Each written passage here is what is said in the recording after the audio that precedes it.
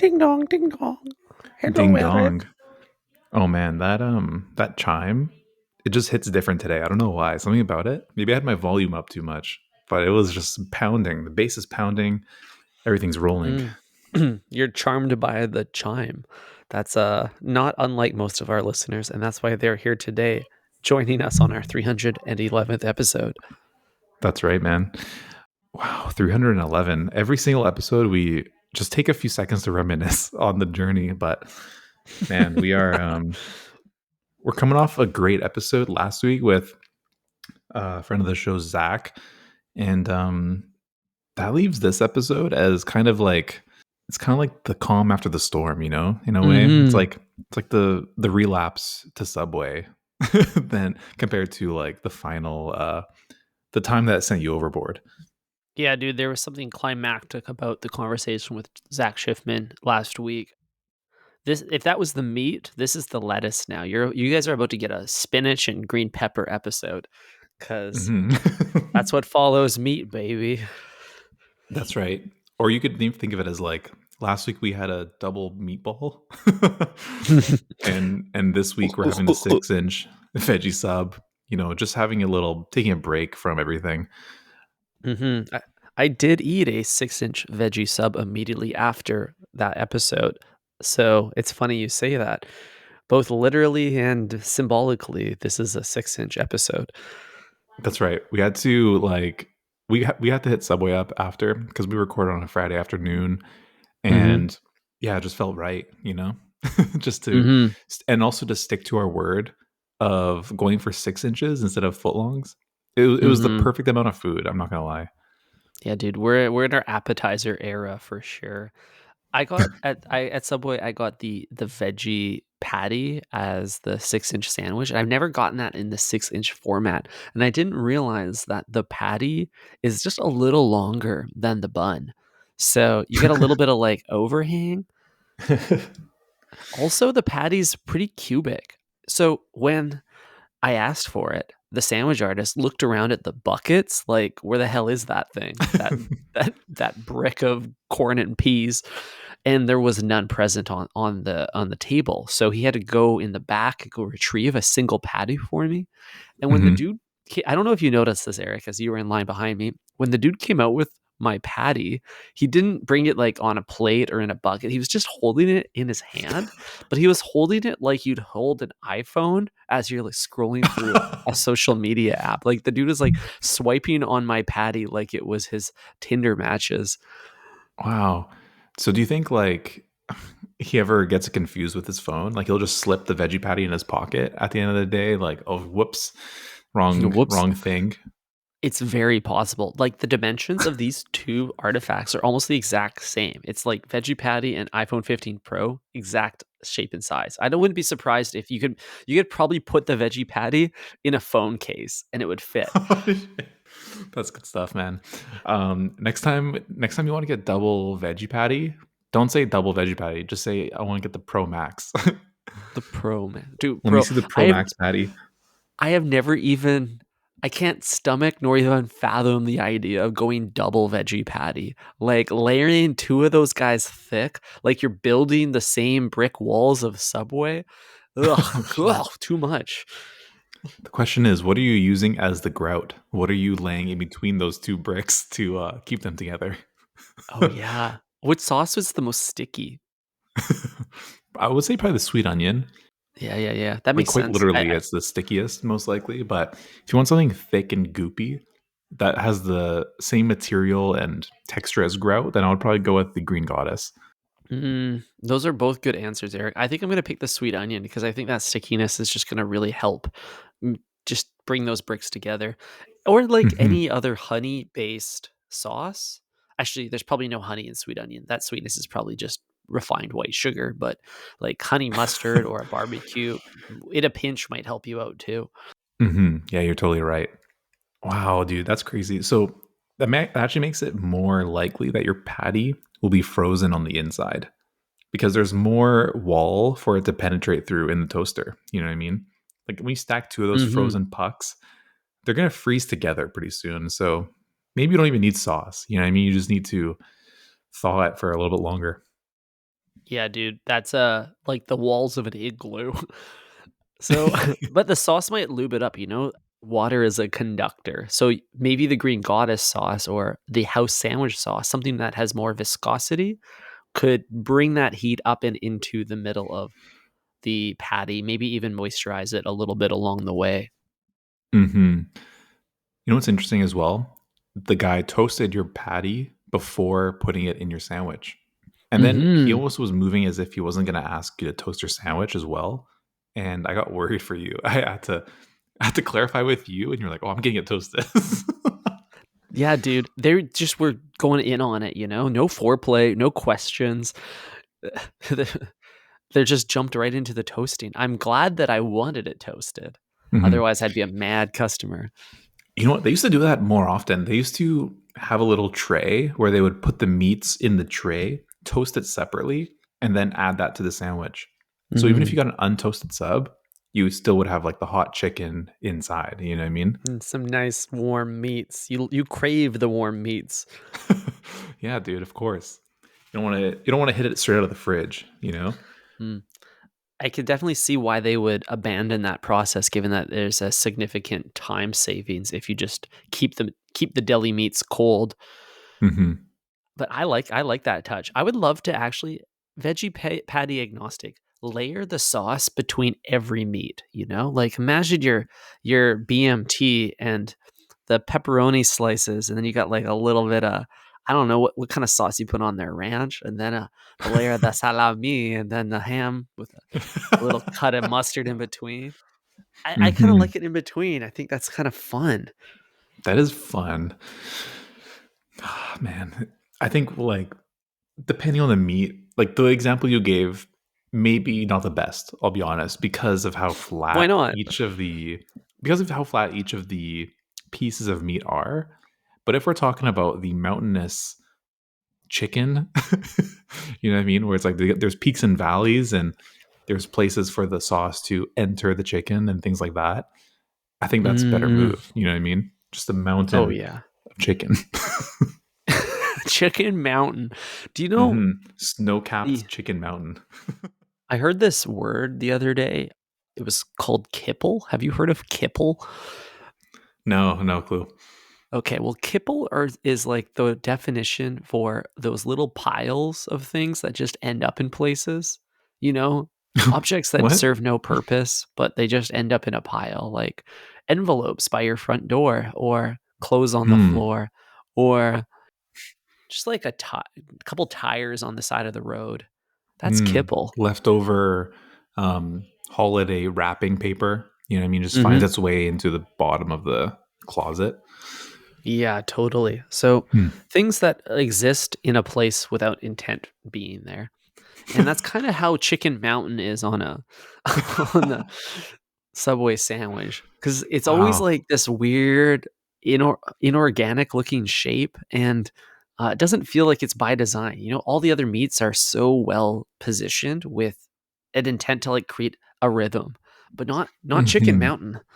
That's right. They even have that like weird long spoon that like scoops the chicken in a 6-inch kind of way. Mhm. You know what I mean? So that when they like slap it down, it's kind of like when you scoop ice cream, it's like already in the perfect dome. But when you scoop chicken at Subway, it's like in a 6-inch rectangle and you just like plop it down on the bread. Pretty genius, Yeah. actually. It is pretty genius. They've thought of a lot of things. Dude, I don't like the ice cream scoop for the tuna though. The i the idea of the tuna being a perfect ball also feels a bit unnatural. But then they give it the little Yeah. spreadage, you know, the little squish and pull method. The That squish and pull helps is a bit. crazy. Yeah. Yeah. Oh my God. Dude, the chicken mountain is funny. I wonder, like, man, how many patents does Subway own with all of these like bespoke utensils? You know, like, okay, obviously the ice cream one is pretty universal, but if they Mhm. have like their own toaster and then like a custom toaster spatula that's big enough to hold like 2 footlongs on it, Mhm. like is are they the creators of that? And then like we talked about the scooper that's like perfect shape of a sandwich 6-inch. Did they design that themselves in house? Yeah, I think they had to, and then for sure they have IP on all this shit, Eric. Because think about it, like everyone can make a ladle and everyone can make a spatula, but can you make a spatula that's exactly 6 inches long on the spat part? Probably Hmm. not, because that's where Subway has been able to assert themselves. Take Hmm. everything, inchify it, and now it's Subway. Hmm. The I would inchification of the kitchenware. Ty, if we were to take this a step further, I think we need to ditch the comically small bread knife at the end and Hmm. introduce some kind of like chopping block to like cut the sandwich in half. Because we both know that like that dull little bread knife at the end is not enough to cut in the middle, and it's not enough to even like get through the full sandwich without like 8 swipes. Yeah, dude. It's so embarrassing when the sandwich artist is struggling there. What the hell was that? I'm dog sitting, Ty. Oh no. That was I like to apologize to the breadheads for blasting their eardrums just now. Thud thud. Ah, that's okay. Nobody takes this podcast seriously. Not even pets. It's so annoying. That's okay, dude. That's okay. What the hell were we even just talking about? I don't know, dude. All I know is pets don't belong in a restaurant and they don't belong in the booth either. Yeah, no kidding. I was gonna. Oh, I really had a good thought that just got literally left me like a ghost. Dude, my soul left my body like a ghost, so it's all good. Yeah. Ty, let's switch gears. Let's talk about some bar activations we both had. I just had one recently where went to this sexy little bar on Fraser Street. It's called I'll Mm. whisper this one. It's called Bar Ama. You've Mm. heard of this place? I've heard of it, but it's a new kid on the block, isn't it? Brand spanking new. Okay. Ooh. Bay and I decided to make a little rezo or res, as our American friends say, at Mhm. this place after Valentine's Day dinner. And gotta say, it was sexy, but that's all it really had going for it. Didn't have the substance backing it. It's all looks, no meat. Not a lot of meat. I'll tell you that much. There was fish though. All looks, no fish. Fuck's sakes. Yeah, it was a fish only menu, which was strange. It's I guess you Mm. could say a raw bar, but raw is a little bit misleading. Where's my tartare? Where's my Mhm, mhm. carpaccio? Yeah, dude. When it's just like surface level like that, it's like this ain't the cover of Gentleman's Quarterly. We need some substance behind these beautiful looks, you Hmm. know? Absolutely. There was one really striking moment though that is sticking with me, and that is when we sat down. Immediately, the waitress came by and poured us complimentary kombucha, house made. Oh, interesting. Interesting. I couldn't stop laughing, Ty. This was so funny to me for some reason because it was poured into a wine glass and it was like bright What? orange. And I was like, before I sat down, I was looking around. I was like, wow, everyone's drinking the same orange wine. Like, I really want to order that. Like, it looks good. Everyone's drinking it. And then Mhm. I sit down and she pours it out of like a tall, skinny glass bottle with one of those like metal spouts. And it looked almost Mm. exactly like the Joe Forte's lobster oil. Oh, dude, yeah, they're hitting you with the house olive oil. Yeah, dude, they're like Psych, some it's oleo for you, kombucha? and it pours so slowly because it's coming out of that metal spout, and it just like took Mhm. so long to fill up my wine glass. Like, wow, this is truly a drinks and a show. You're like, "Why is this carbonated?" No, it was really interesting. Like, I almost wanted to ask for more. I was like, "Can I have some more booch? This shit is awesome." Don't need to Damn. spend any money here.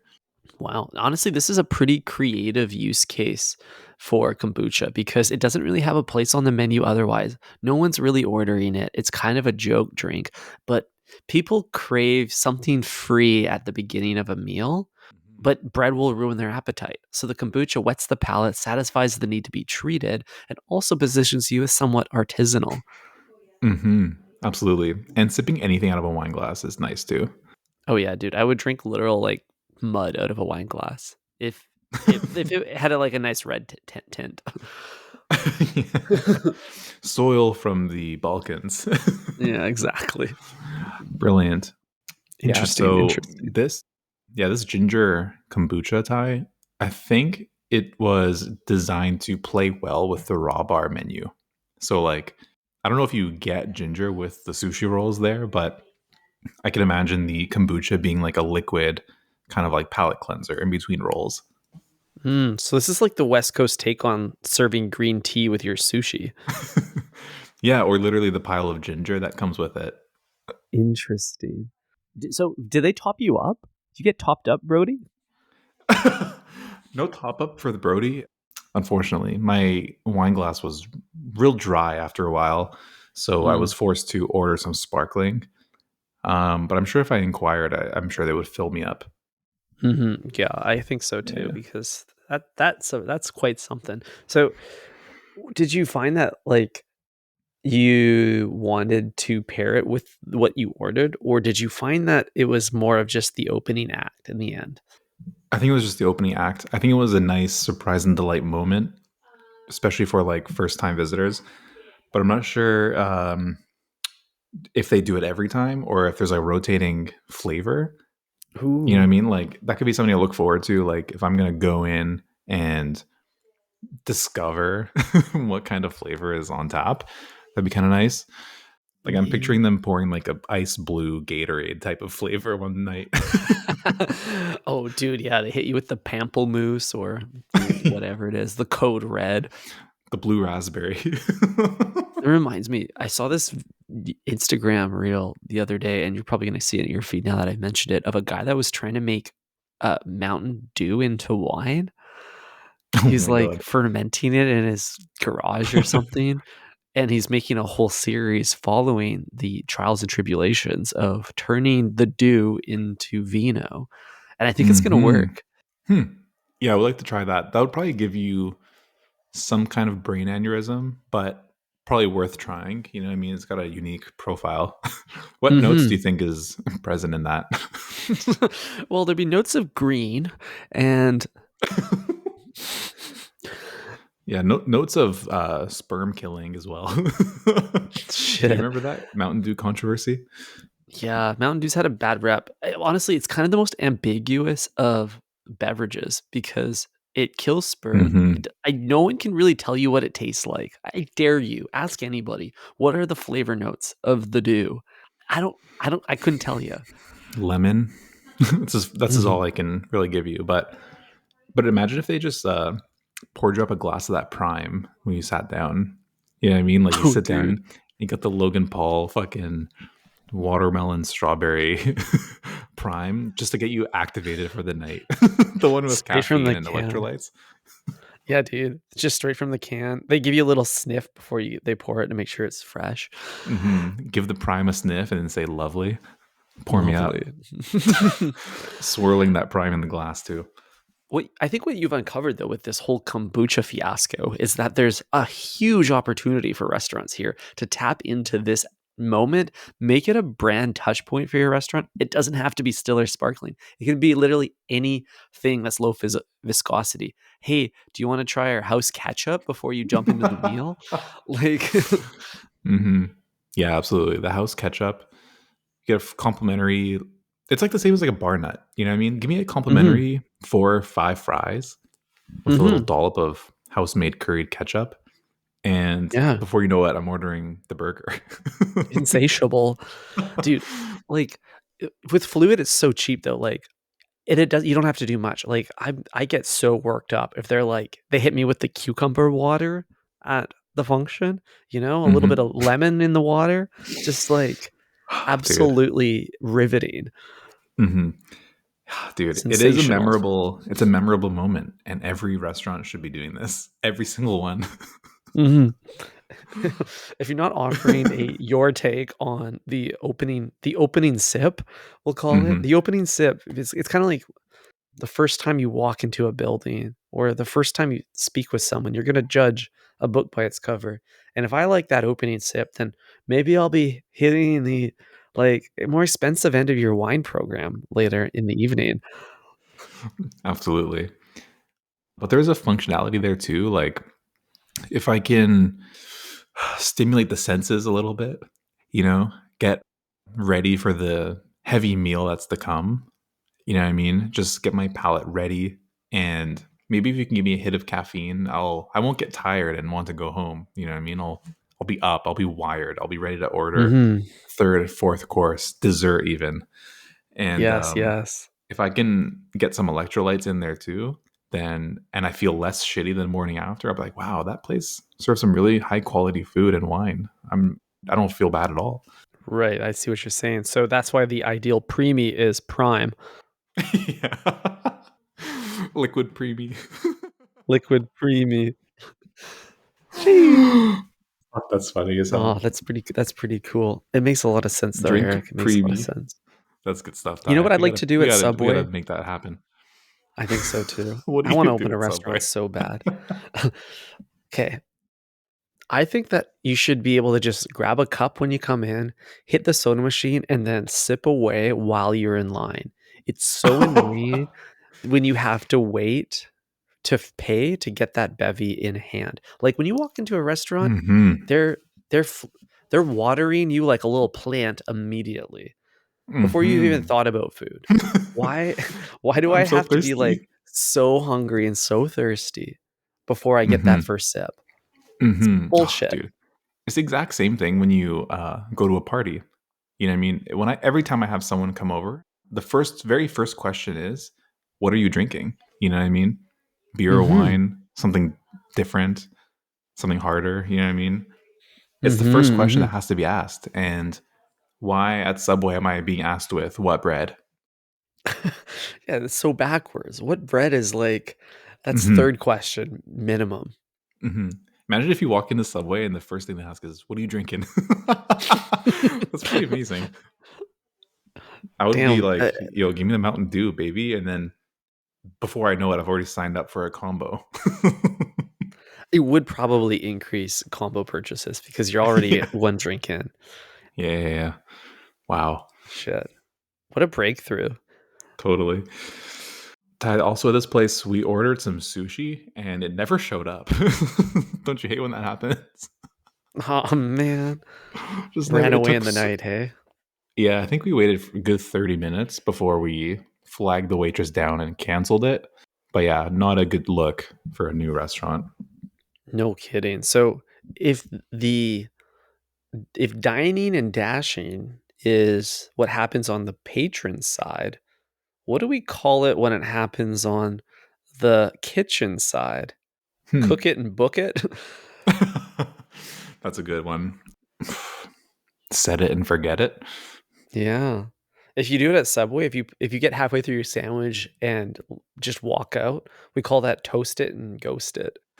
That's devious as hell. Getting to the Mhm. toaster stage and then being like, "Hang on, I forgot my wallet in my car," and then just driving off. Yeah. It's like, Dude, dude, he's in the that's your car. that's your moment to make the getaway, I'm telling you, because that's the only minute in the entire process that that sandwich artist turns their back on you. So you gotta that's your moment to strike. That's so funny. I don't even know if they'd be mad at you because what's the downside? Like you've left and there is a beautifully hot piping sandwich in the toaster. It's like perfect scenario for the sandwich artist to get a free lunch. That's true, unless they have a terrible choice in meat and bread selection. Like, what if the sandwich in question is multi-grain, no cheese, and I don't know, what's a shit sandwich? The seafood medley? Yeah, like triple guac. Yeah, just guac only, mush on mush. Guac, onions, and marinara. Oh, sheesh, you came up with that quick. It's maybe I nasty. should maybe I should mention I had a chicken teriyaki on Friday, and that was good, man. It was like a nice switch up from the usual BMT, and I even doubled up on the sweet onion. You know what I mean? I'm Mhm. pretty sure it comes stock with sweet onion, but I said, let me get some more of that, and then kept it to one sauce. Dude, I also asked for extra sweet onion sauce, and they did a really nice clean back and forth the first Mm. pass, right? I said, "Sweet onion sauce, please." Back and forth. Then I said, "Could I get extra sweet onion sauce?" and then they just centered the bottle in the very middle of the sandwich and just squirted a big blob right into the middle, and then remove the bottle from the area. So I got this really weird, like just like a meteor comet hole in the middle of my sandwich, just covered in sweet onion, absolutely oozing. Oh no. Why did he draw a pentagram on my sandwich? Yeah, what a cursed meal, quite literally. Damn, I'm sorry to hear that because that middle bite is going to be a wet one. Most people feel like they need to exercise after a sandwich. I feel like I need an exorcism. I thought you were going to say shower. And a shower. Oh man. Well, that was a good sandwich. I'm fully in on the 6-inch 2024. 6 Mhm. 2024. Maybe that's like a day of the year that we can celebrate. June 6/12, like 24th. or June 12th, 2024. June 12th, 2024. That's cool. If we do it on June 24th, that's halfway to Christmas, and that's kind of special. Yeah, totally. But Oh, I I think guess it's already we taken. when did our podcast well, when was our pod born? Because I'm pretty sure it So was like in June or something. this podcast has two deadbeat dads. Can't even remember their son's birthday. Yeah. Yeah, Sorry, let's see. son. I'll get you next year. Promise. Yeah. I'll make Maybe, sure maybe to get not. there. Yeah. I don't know, dude. I think we're pushing 3 or 4. I don't even know if we're 3 or 4 years old. Time has no meaning anymore. Yeah. Well, Crooked Zencaster only says 3 years ago.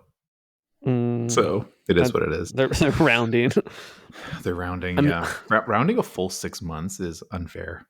no kidding. I feel like that's not even should not be allowed unless we're talking about something that happened in like 100 years ago.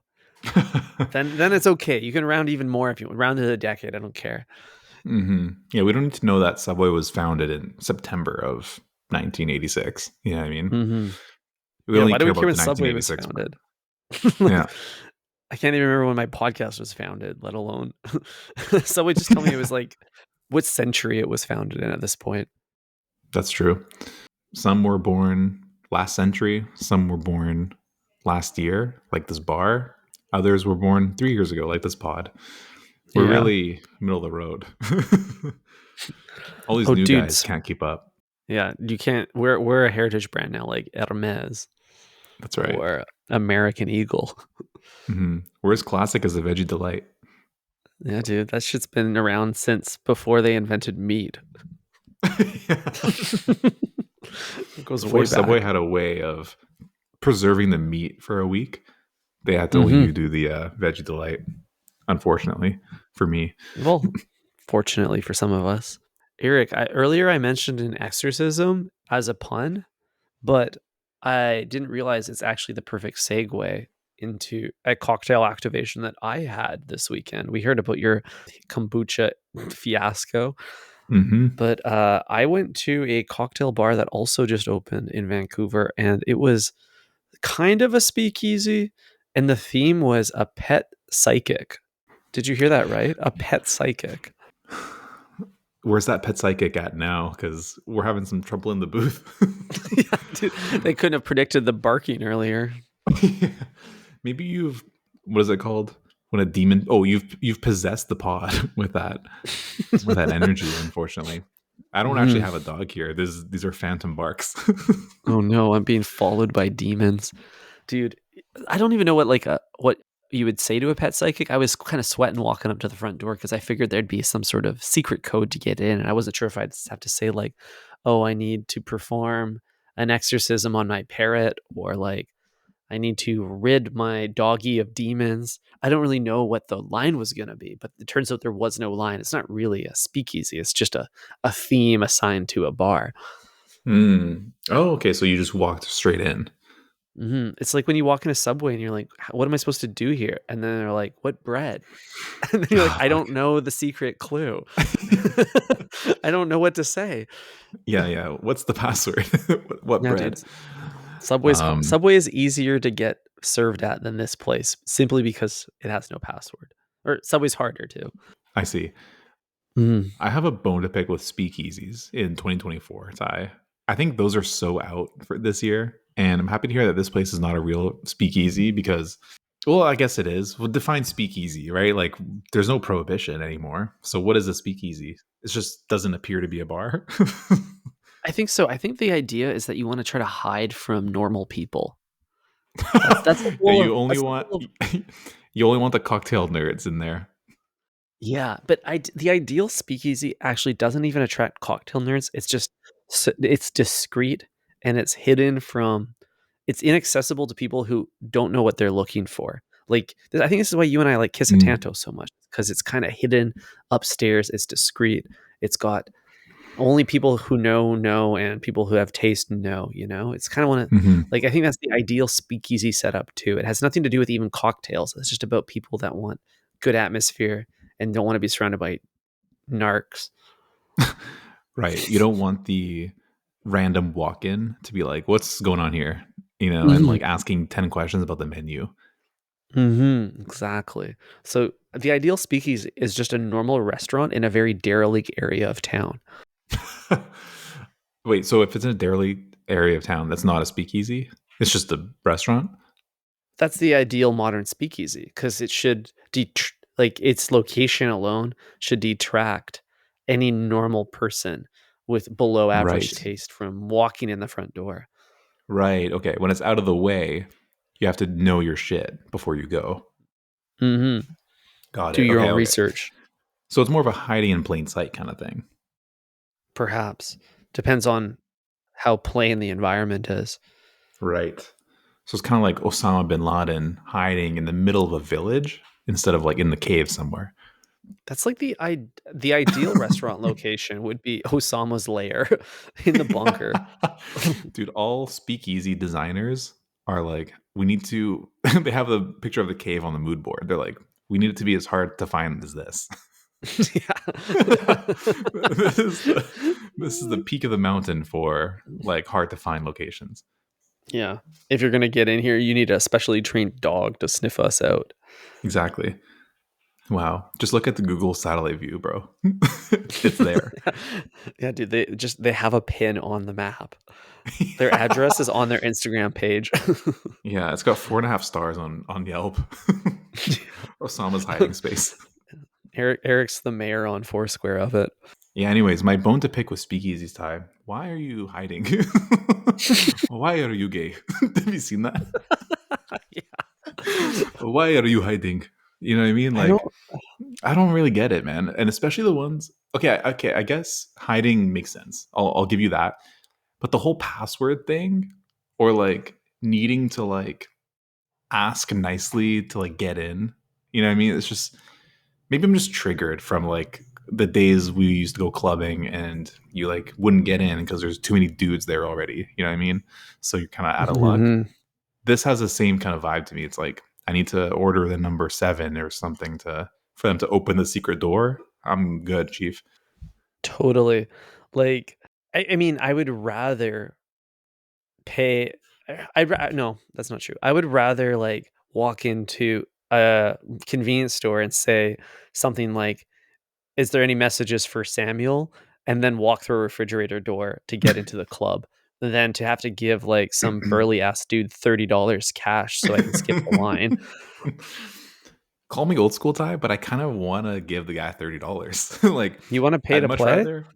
I would rather pay to play. I'd rather pay to not play. Actually, Hmm. you know what Fair I enough. mean? Can I just like shake your hand with a nice crisp 20? I'm sure the price has gone up since then, but Mhm. you know what I mean? Just waltz me past the line at that point. Like, why are we playing games here? I see it. Well, I like the games. I don't want to get that money's just going to go into his slush fund, you know? That's money's not supporting any business. It's not good for the economic engine. Yeah, what I is he don't know. using the I think 20 on? It's like, make sure you buy food with this. Don't buy drugs. It's like when you give it to a homeless person. Damn, way to yeah, that's a good funny way to like just take the bouncer down a notch when you are paying your Yeah. way in. Yeah, exactly. Or it's like offer him McDonald's instead. It's like, listen, I won't give you cash, but I'll give you this Happy Meal. Shit, funny bit in there somewhere. That's really good. Yeah, dude. Just people. Yeah, just scum of the earth. Dude, I'm not giving the bouncers any more money. They've taken too much of my livelihood. I'm down for secret passwords, riddles, clues, and magic tokens in order to get into spaces from here forward. It's just think of it as like real life NFTs. You've made it somehow even more hateful for me. But That's I'm fair. I'm starting to see your point though, because once you give the bouncer 50 and then you like go to get your stamp, it's like another 50 and you got to pay like 5 to check your coat and you're Hmm. down $100 and you haven't even had a sip of vodka Red Bull yet. Yeah, dude, you haven't even seen that first sip yet, and Yeah. don't forget I don't even about know what song tipping they're on. playing upstairs yet. Yeah, $100 just to hear the first track. Risky business. Just to tune in. That's crazy. Yeah. So I don't know where speakeasies will go, but the more proliferation we have of them, the less interesting they will be for everybody. So I think this is a challenge to our bartending industry to think about how they can continuously one up each other as far as making bars difficult to find and more exciting to access. Hmm. Wait, I'm remembering there's a new bar in New York. We should have asked our guest this last week, but it's literally an invite only bar. And I'm thinking like I was gonna initially say is Soho House the modern speakeasy, but you can just pay to get in, right? It's no longer a Hmm. speakeasy at that point. But this place, if it's invite only, are we and you're not really supposed to tell others about it, is that kind of the contemporary way to drink in peace without Yeah, any I guess narcs so. around you? It's like the aloe gym of bars. You gotta. The aloe gym. I need to I gotta get my cloud up so I can get invited to the aloe gym. Exactly. Yeah, I don't know, dude. That must be it, you know? You're so we're kind of returning to a simpler time when you had to be a member to get into the club, you know? Your classic old school club has a membership program, invite only. Hmm. You can bring one guest. Yeah, if they're well behaved. Hmm.